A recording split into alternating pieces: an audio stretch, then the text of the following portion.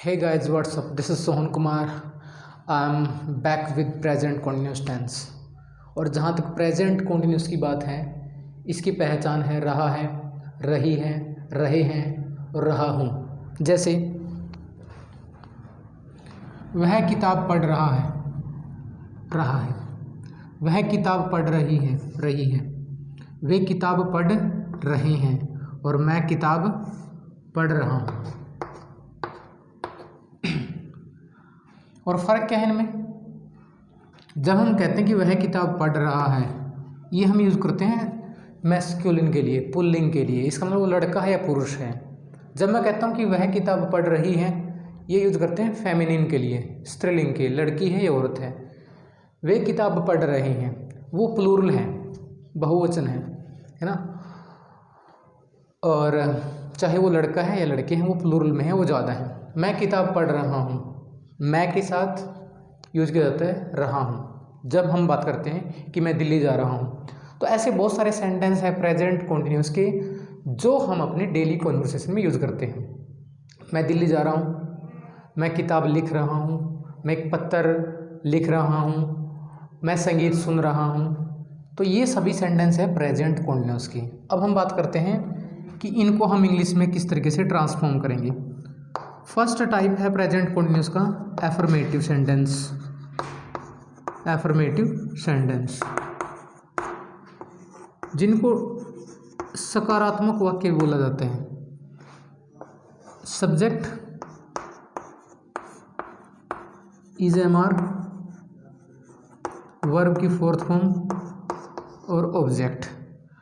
और जो वर्ब की फोर्थ फॉर्म है that is equal to verb की फर्स्ट फॉर्म प्लस आईएनजी। तो वर्ब की fourth form is equal to verb की फर्स्ट फॉर्म प्लस आईएनजी, है ना। तो वर्ब की फर्स्ट फॉर्म में जब हम आईएनजी लगा देते हैं तो वो हो जाती है वर्ब की फोर्थ फॉर्म, सॉरी। अब बात है कि कहाँ पर हम इज लगाएंगे, कहाँ पर एम, कहाँ पर आर। एक रूल है हमारा जो है प्रिवेल्ड है, वो छाया हुआ है, वो ये है कि जो सिंगुलर है ना, सिंगुलर सब्जेक्ट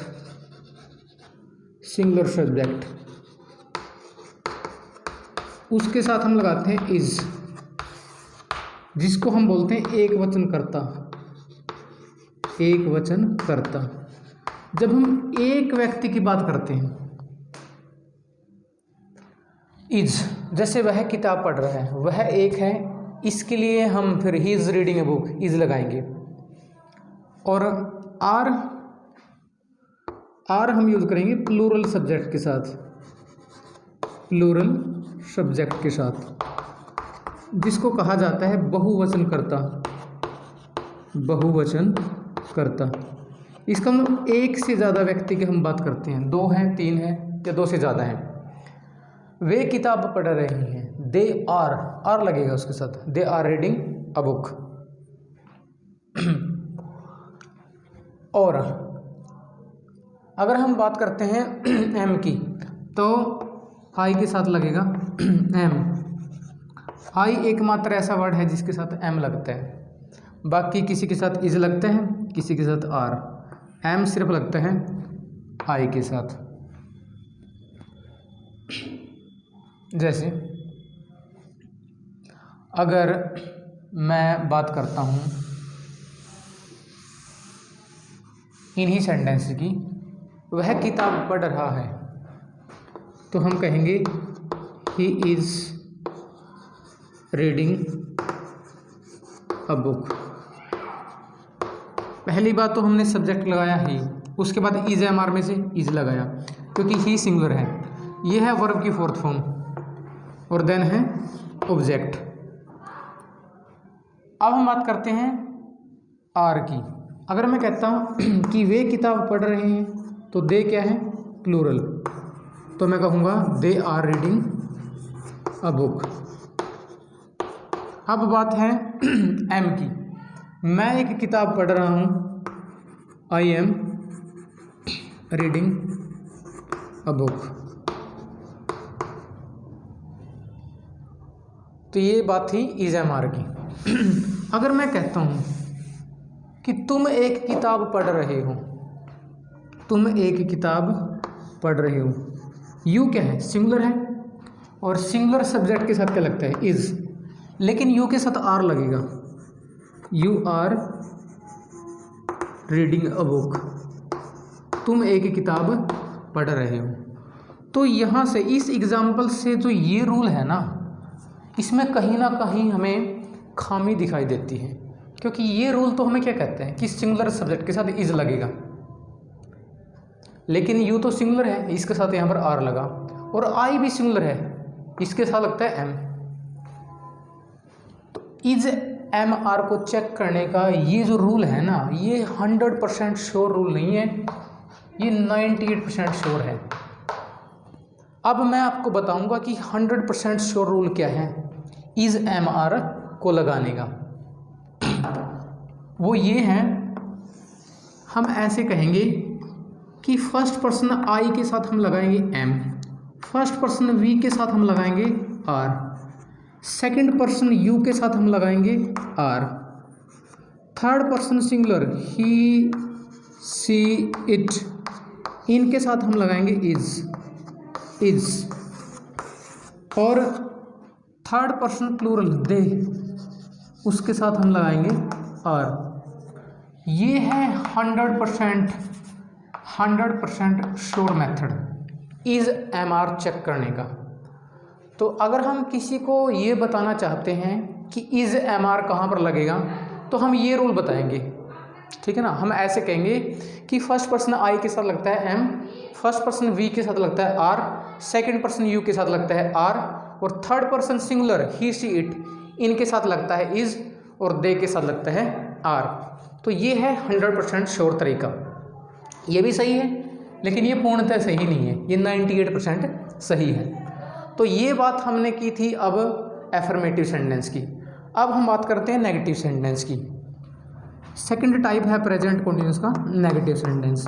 और नेगेटिव सेंटेंस की हमें ज़रूरत क्यों पड़ती है, वो इसलिए क्योंकि बहुत सारे सेंटेंस हम इस्तेमाल करते हैं नेगेटिव सेंस में। जैसे मैं किताब नहीं पढ़ रहा, अगर आपसे कोई पूछता है कि क्या तुम किताब पढ़ रहे हो, मैं किताब नहीं पढ़ रहा, मैं पत्र नहीं लिख रहा, वह बाज़ार नहीं जा रहा, तो उस सेंस में हमें नेगेटिव सेंटेंस की ज़रूरत पड़ती है।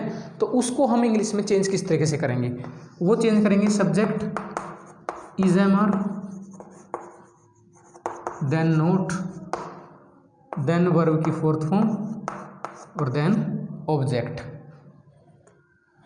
अगर मैं कहता कि वह किताब नहीं पढ़ रहा, तो उस सेंटेंस को मैं कैसे कहता इंग्लिश में,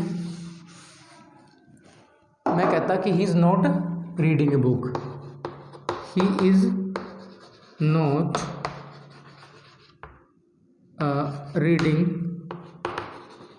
is not reading a book, वह किताब नहीं पढ़ रहा। अगर मैं इसको कहता कि वे किताब नहीं पढ़ रहे, they are not reading a book, मैं एक किताब नहीं पढ़ रहा, I am not reading a book, इस तरीके से हम नेगेटिव सेंटेंस बना सकते हैं। अब थर्ड टाइप है इंटेरोगेटिव। थर्ड टाइप है इंटेरोगेटिव। इंटेरोगेटिव सेंटेंस प्रश्नवाचक वाक्य जिसको कहा जाता है, ये है इंटेरोगेटिव सेंटेंस, प्रश्नवाचक वाक्य। आप देखो, किसी को हम ये भी कह सकते हैं कि क्या तुम किताब पढ़ रहे हो, क्या तुम बाज़ार जा रहे हो, इस तरीके से जो हम सवाल करेंगे वो करेंगे हम इंटेरोगेटिव में, और इस स्ट्रक्चर से करेंगे। इज एम आर को हम आगे ले आएंगे, is am are, then subject, then verb की fourth form, object, question mark. अगर मैं इस सेंटेंस को यूज़ करता हूँ इंटेरोगेटिव में कि क्या वह एक किताब पढ़ रहा है, तो मैं इसको ऐसे यूज़ करूँगा, इज़ ही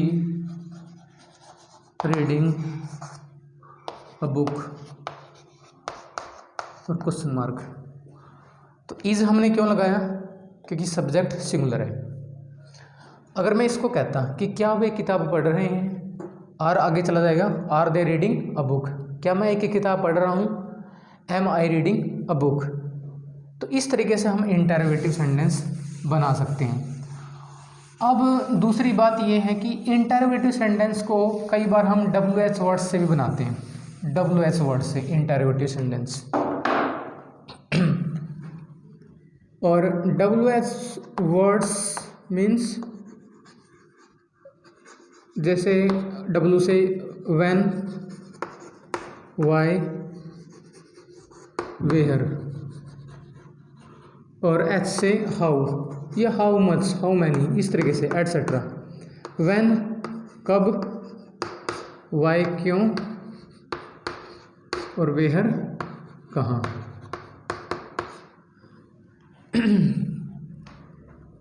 जैसे मैं कहता हूँ कि is he reading a book, मैं इसको ऐसे भी कह सकता हूँ why is he reading a book, वह किताब क्यों पढ़ रहा है। इज से पहले सिर्फ मैंने वाई लगा दिया और WH वर्ड्स ऐसे लगते हैं, आगे लगते हैं। तो दोनों सवालों में क्या फ़र्क है कि वह किताब क्यों पढ़ रहा है और क्या वह एक किताब पढ़ रहा है। दोनों में फ़र्क ये है सॉरी कि जब हम कहते हैं is he reading a book, तो इसका मतलब ये जो जवाब है ना वो येस और नो में उसका जवाब हम दे सकते हैं कि क्या वह किताब पढ़ रहा है, येस अगर वो पढ़ रहे हैं, अगर वो नहीं पढ़ रहा तो हम कह सकते हैं नो। लेकिन इस सवाल का जवाब है ना वो येस और नो में देने से काम नहीं चलता, सेंस ही नहीं बनती। जैसे मैं कहता हूँ कि why is he reading a book, किसी से मैं पूछता हूँ कि वह किताब क्यों पढ़ रहा है और वो कहता है कि यस नो, कि हाँ या नो नहीं, तो ये जवाब नहीं बनता। उसको यहाँ पर फुल एक्सप्लेनेशन देनी पड़ेगी कि वो किताब क्यों पढ़ रहा है, बिकॉज ही लाइक्स इट, क्योंकि उसको पसंद है किताबें पढ़ना। Why are you going to market, तुम बाज़ार क्यों जा रहे हो, तो यहाँ पर फुल एक्सप्लेनेशन देनी पड़ेगी क्योंकि because I have to buy something, मुझे कुछ खरीदना है। तो WH वर्ड्स। या how are you writing letter, तुम एक पत्र कैसे लिख रहे हो, हाउ कैसे। फोर्थ टाइप है इसका interrogative and negative, interrogative and negative. Fourth type में हम यूज करते हैं प्रश्नवाचक और नकारात्मक। अब देखो मैं ऐसे भी कह सकता हूँ इस सेंटेंस को कि क्या वह किताब नहीं पढ़ रहा, उसमें सवाल भी है और नेगेटिव सेंस भी है, लेकिन इसमें सवाल है कि क्या वह किताब पढ़ रहा है। तो इसको हम किस तरीके से चेंज करेंगे, स्ट्रक्चर वही रहेगा इज एम आर, बस थोड़ी सा जो बारीकी है वो है चेंज होगा थोड़ा सा। सब्जेक्ट के बाद नोट लग जाएगा यहाँ पर, वर्ब की fourth form, object, question mark. देखो ये स्ट्रक्चर और ये स्ट्रक्चर सेम है, सिर्फ यहाँ पर सब्जेक्ट के बाद नोट नहीं है, यहाँ पर सब्जेक्ट के बाद नोट है।